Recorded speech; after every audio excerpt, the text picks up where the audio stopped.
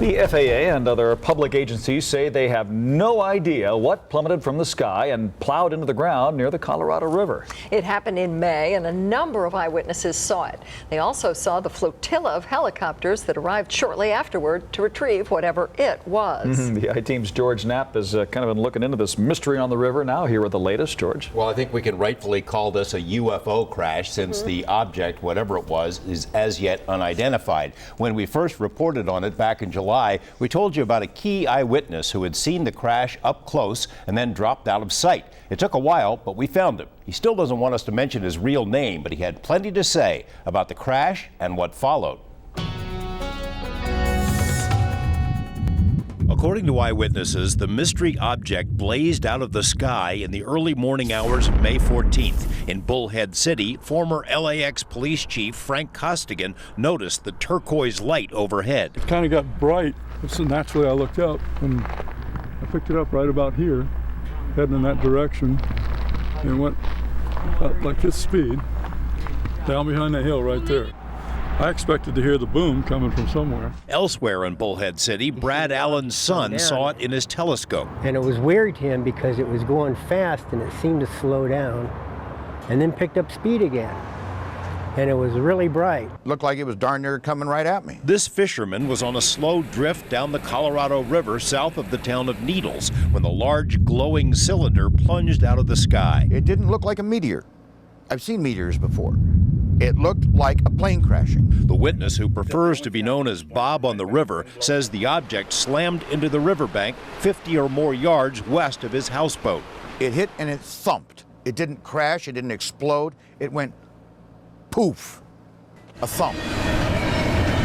In this desolate stretch of the river, much of the surrounding land is sandy like a beach, so a thump on impact rings true. Because the river is lower than the bank, houseboat Bob could not see the crash itself, but he had no trouble eyeballing the military-type helicopters that swooped in just moments later. I believe there were 4 of them.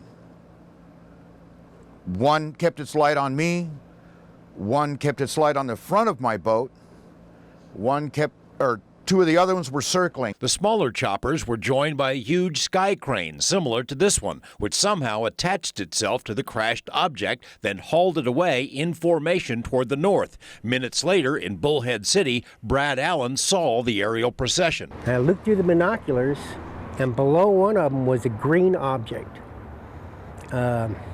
It wasn't glowing, it was just faint green. There's so many possibilities of what it was. But the story of the UFO crash and the mystery helicopters first emerged on K-Talk's radio in Needles after Bob on the river called in, a decision he came to regret. When the story went national, Bob was nowhere to be found. In the months since, the I-Team filed records requests with more than a dozen federal, state, and local agencies. Not one knows anything about the incident, although 2 federal intelligence agencies stated they have no records they can release. UFO groups have assumed the object must be a crashed flying saucer, similar to the famed Roswell incident, and that it was retrieved under something like Project Moondust, a real program from the Cold War designed to locate things that fall from the sky. We've had things that fall down for a long, long time, and you have people who go out and pick up things that fall down. That doesn't make them extraterrestrial. Retired intelligence Colonel John Alexander thinks it's possible that what crashed near the river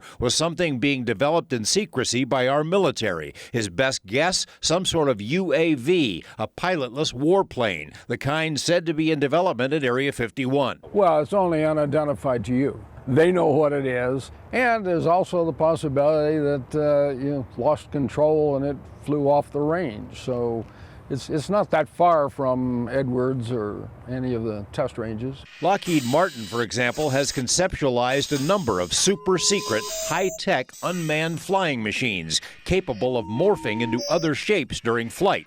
And what about military choppers? The I-Team found several stationed during the summer in Henderson, attached to a special ops group known as the Night Stalkers. I'd sure like to know. I thought it was a plane crash. Was Houseboat Bob intimidated into laying low, as ex-cop Frank Costigan told us? When we found him a few weeks ago, the fisherman was cagey. It's a very difficult question to answer, Mr. Knapp, especially at this time.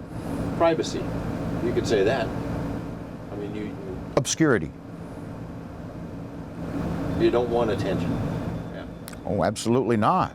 But he added this intriguing postscript. I don't believe we were meant to see this.